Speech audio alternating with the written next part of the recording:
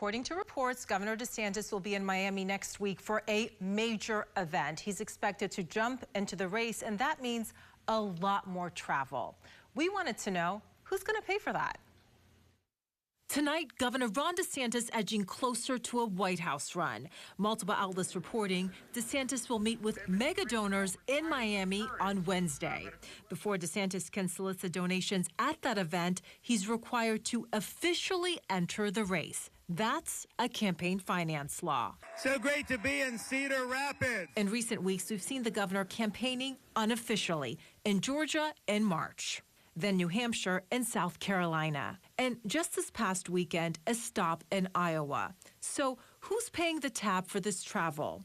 The governor's office tells me they don't fund or coordinate political travel.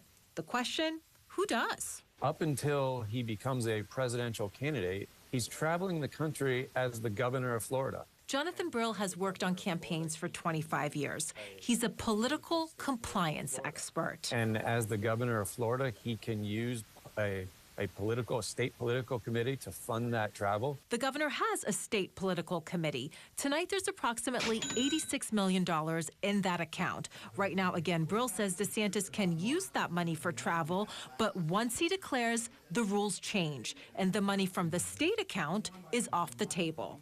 What about all that cash from Never Back Down, the super PAC that supports DeSantis's bid? We've discovered they've raised $33 million since launching in February. Brill says that money cannot be used for travel either. Not now, not ever. One of the key points to remember about this is there cannot be coordination between Never Back Down and Ron DeSantis for president. Bottom line, once DeSantis declares, he'll have to pay for his travel through campaign donations. Individual donors can give DeSantis's campaign $3,300 per election. First for the primary, then the general. Governor DeSantis will likely not be raising money directly for Never Back Down. He will be raising money just for his presidential campaign. But that doesn't mean that there aren't two events in the same hotel that happen to be taking place an hour apart.